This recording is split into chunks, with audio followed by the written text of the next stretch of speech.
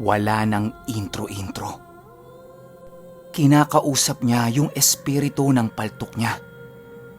Marami siyang inaalok dito na ibang dasal, espiritu. Ultimo yung sarili niya talagang pinagdidikdikan niyang ialay. Pero ayaw talaga nitong tanggapin. Ang sabi lang nito sa kanya, hindi bangkay ang kailangan niya. May iba pa siyang kailangan at kukunin niya yung dalawa sa susunod pang araw. Hindi madali yung kinuha niyang 3 espiritu. Hirap na hirap siya doon at naputulan pa siya ng 1 hita at braso. Matapos yan, unti-unti itong nawala sa paningin ni Aling Daling habang nilulunok niya yung 3 kaluluwa. Hindi na siya nakapagdasal nun at bumaba na lang siya ulit. Sa isip-isip niya, 3 ang kailangan niya. Tapos yung 2 sa susunod na araw niya kukunin. Sino yung isa? Sino yung nauna na niyang kuhain? Ang dami na namang tanong ni Aling Daling yan pero wala siyang makuhang sagot. Pagsapit ng hating gabi, isa-isa na ring nagbalikan yung iba pa niyang alaga na may bitbit ding kaluluwa. Pero isa lang ang dala nila. Isipin niyo mga nasa 6 o 8 alaga ni Aling Daling yon.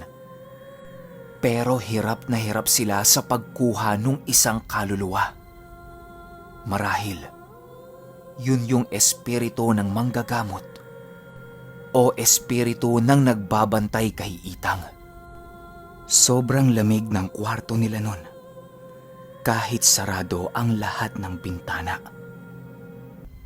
May kakaibang lamig at kilabot din na nararamdaman si Aling Daling.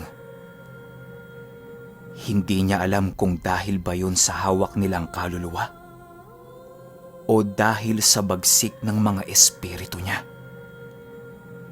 Lutang na lutang si Aling Daling nun kakaisip. Binigyan na lang niya ng hudyat yung mga alaga niya na wasakin yung kaluluwa na yun at paghati-hatian nila. Matapos yan, sinubukan ng matulog ni Aling Daling kahit marami pa ring bumabagabag sa kanya. Maayos naman siyang nakatulog nun. Napakatahimik. Nakakapanibago din gawa ng walang nanggugulo, walang nangungulit, at higit sa lahat, napakapayapa.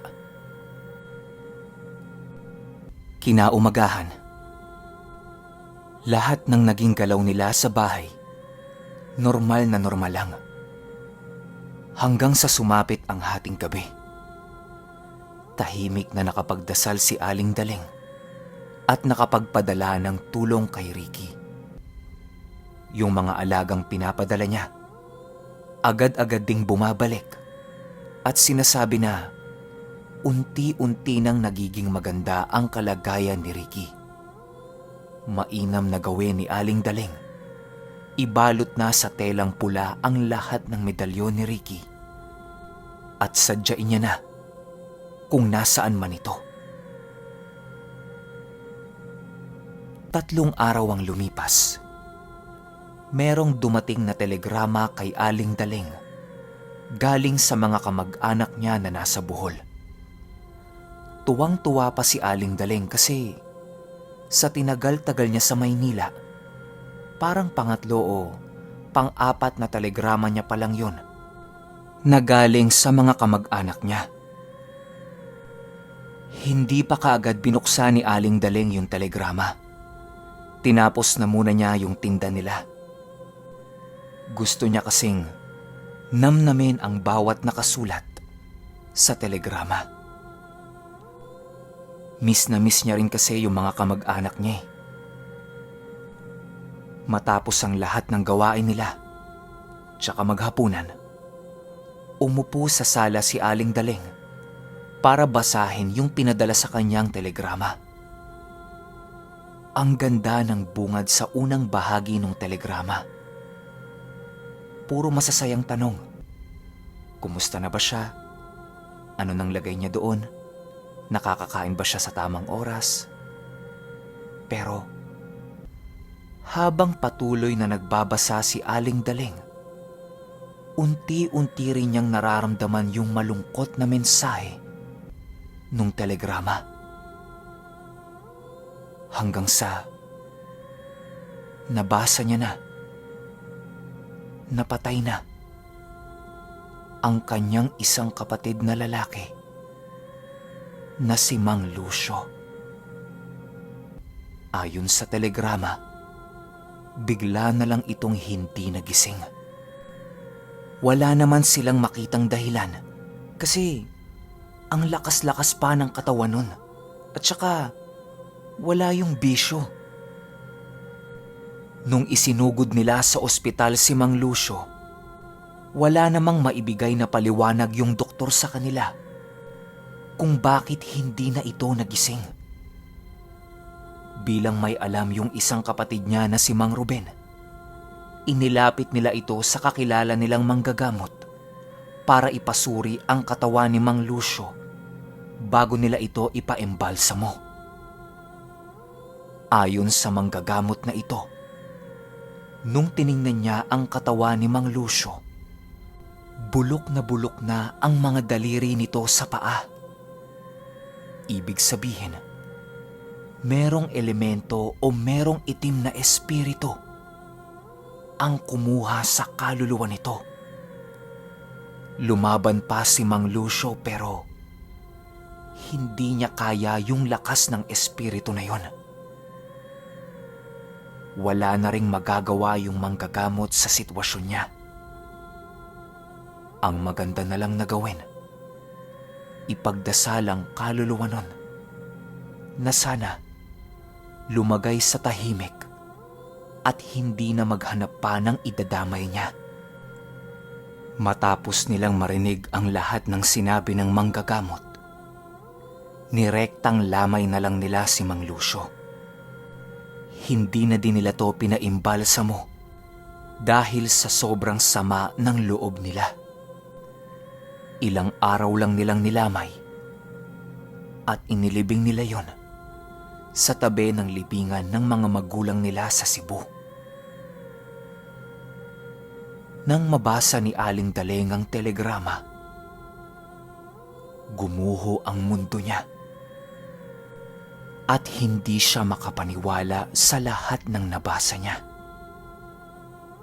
Tulala siya habang iyak ng iyak. Alam niya kasi sa sarili niya na siya ang dahilan kung bakit namatay yung kapatid niya. Kahit sobrang sakit pa ng puso ni Aling Daling, umakyat na siya sa kwarto nila. Nagtalukbong ng kumot at iyak pa rin siya ng iyak. Habang nagdadasal siya at hingi siya ng hingi ng tawad sa kapatid niya dahil sa nagawa niyang napakabigat na kasalanan. Wala siyang ibang pwedeng sisihin doon kundi ang sarili niya. Matapos umiyak ng matindi ni Aling Daling,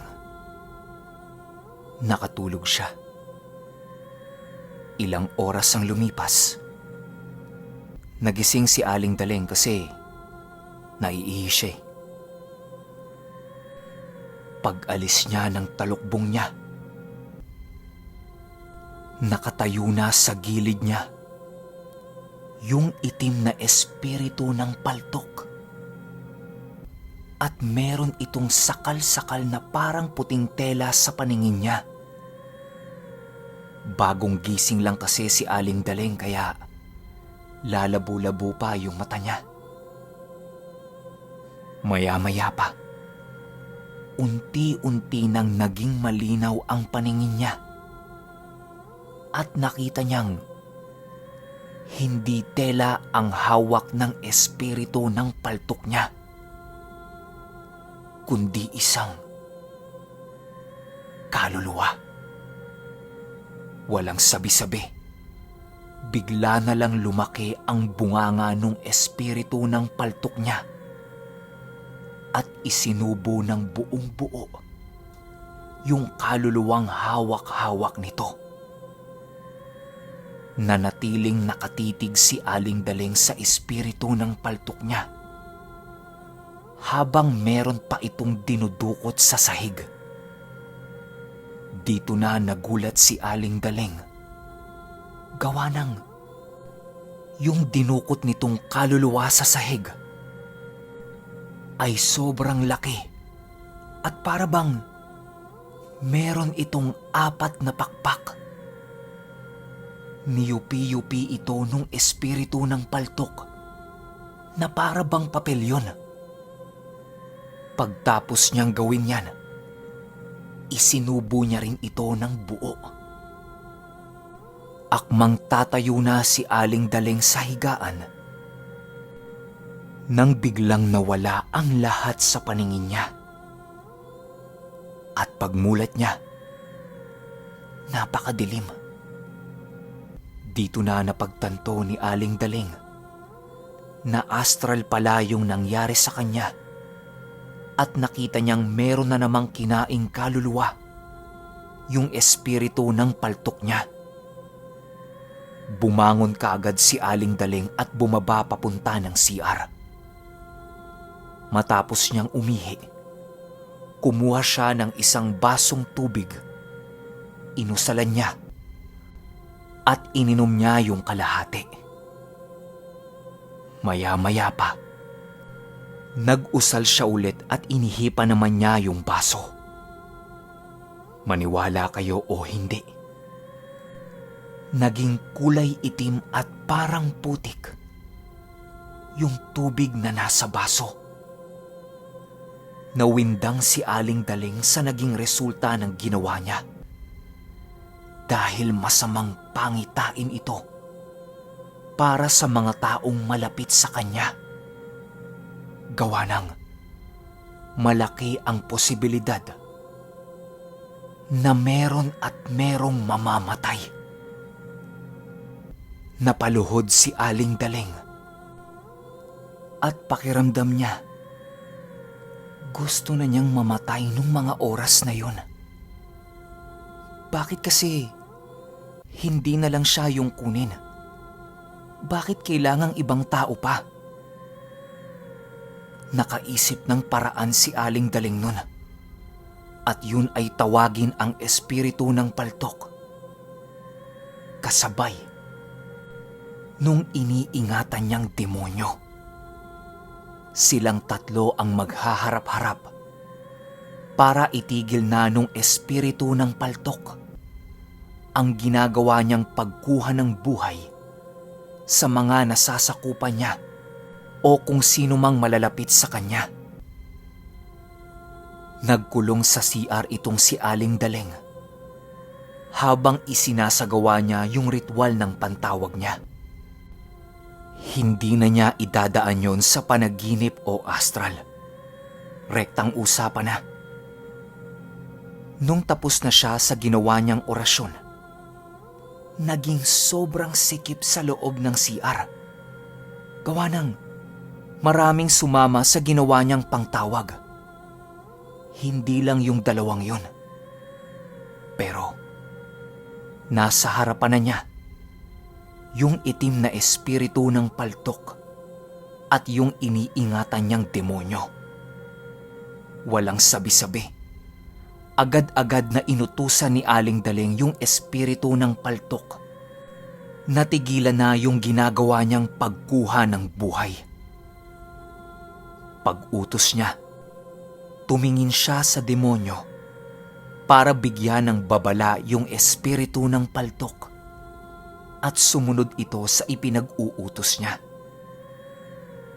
Paglingon ni Aling Daleng sa espiritu ng paltok, nakabuka na ang mga kamay nito na tila ba nakahanda na siya kung pakakawalan man siya ni Aling Daling.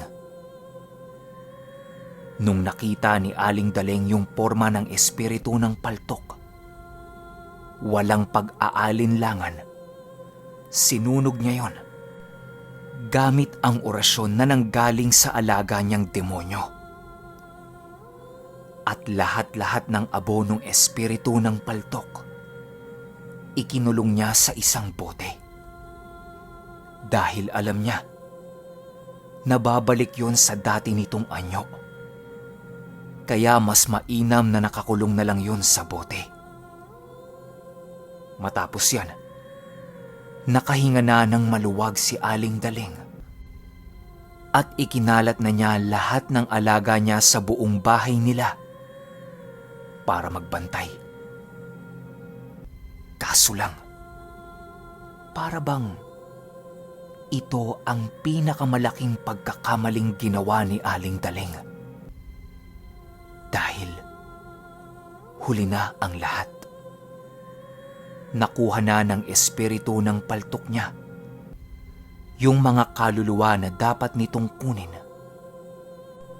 bilang kapalit sa lahat ng ipinag-utos niya. Walang kaide-ideya si Aling Daling nun. Akala niya ayos na lahat. Makalipas ang 2 araw matapos gawin ni Aling Daling yon, nagkaroon ng matinding lagnat itong si Buntis. Sabayan pa ng matinding sakit ng ulo. Akala nila mga simpleng sakit lang. Kaya ang ginawa nila, yung mga tipikal lang na ginagawa sa may sakit. Yung pinapahigop ng mainit na sabaw, maraming tubig, at pinapainom nila ng gamot. Pero habang tumatagal, mas lalong lumalala ng lumalala ang sakit ng ulo ni Buntis. Nanginginig ang buong katawan nito, tapos tumitirik-tirik yung mata. Ginagamot siya ni Aling Daling sa alam nitong paraan pero wala pa ring nangyayari. Sa taranta nilang lahat, isinugod nila ito sa ospital. Mabuti na lang, ando doon yung amo nila. Maayos nilang naihatid yun. Matapos nilang maihatid si Buntis, tuloy pa rin ang kanilang pagtitinda. Kasi maayos naman ang lagay ni Buntis sa ospital. May sarili itong kwarto at may nurse pa. Pero alam nyo ba, bago lumabas sa kwarto ni Buntis si Aling Daling, meron itong sinabi sa kanya na, "Ate, salamat ah. Akala mo hindi ko alam pero nakita ko lahat. Salamat." Pagtapos sabihin ni Buntis yan, ngumiti na lang si Aling Daling. Kampante siya na magiging maayos ang lahat. Akala nila normal lang yung ganon sa buntis. Yung magkaroon ng ganon katinding sakit ng ulo. Kasi ang sabi ng amo nila sa kanila, nagkaganon din yung kapatid niya bago ito manganak. Kaya wala silang dapat ipag-alala. Magiging maayos din siya. Buong araw ang lumipas. Kampante silang lahat. Naging normal naman ang takbo ng kanilang mga gawain. Kinaumagahan, naisipan nila Aling Daling na bisitahin si Buntis sa ospital. Dadalhin na nila yung mga gamit nito kasi nga, baka manganganak na siya eh. Excited silang lahat nun. Pero bago pumunta, inutusan muna ni Aling Daling yung isang lalaki sa kanila na puntahan yung amo nila para makapagpaalam. Pagpunta nun sa bahay ng amo nila, wala yun doon. Ang sabi, maagang umalis siya ka nagmamadali. Hindi naman sinabi kung saan pupunta. Kaya nagbili na lang itong lalaki sa kasambahay ng amo nila na pupunta sila sa ospital para kapag umuwi yung amo nila, masabihan nila ito kaagad. Matapos ang mga bili ng lalaki, umuwi na ito at sabay-sabay silang pumunta ng ospital nila Aling Daling. Pagdating nila sa ospital, nakita nila yung amo nila na nakaupo sa gilid ng kwarto ni Buntis. Tulala. At tila ba sobrang lalim ng iniisip nito. Gawa ng hindi sila napansin na nandoon na sila. Natauhan lang yun nung tinawag nila sa pangalan. Lahat sila masaya pa kasi nakita nilang andudun yung amo nila eh. Nang bigla na lang itong umiyak at niyakap sila. Iyak ng iyak yung amo nila. Hagulgol talaga. Sila naman, hindi nila alam kung anong nangyayari. Maya-maya pa, bumukas yung pintuan ng kwarto ni Buntis at merong mga nurse na naglalabasan dito habang meron silang hila-hilang higaan na nakabalot sa puting kumot. Tulala silang lahat habang pinagmamasdan na dumadaan sa harapan nila ang bangkay ni Buntis. Kasama na rin ang walang kamuwang-muwang na sanggol na nasa sinapupunan niya. Parang napakabagal ng oras nung mga sandaling yun. Lahat sila hindi makapaniwala sa mga nangyayari. Lahat sila hindi inaasahan na ganun yung mangyayari.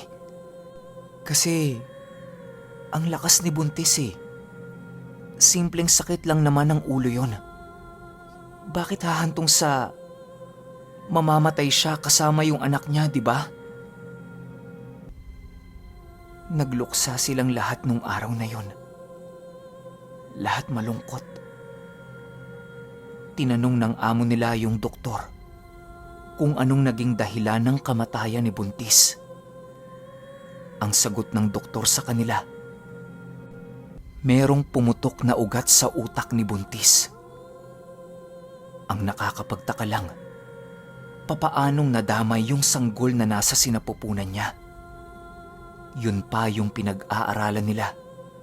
Kaya wala silang maibigay na sagot kung bakit namatay pati yung sanggol. Lahat sila hindi alam ang dahilan, di ba?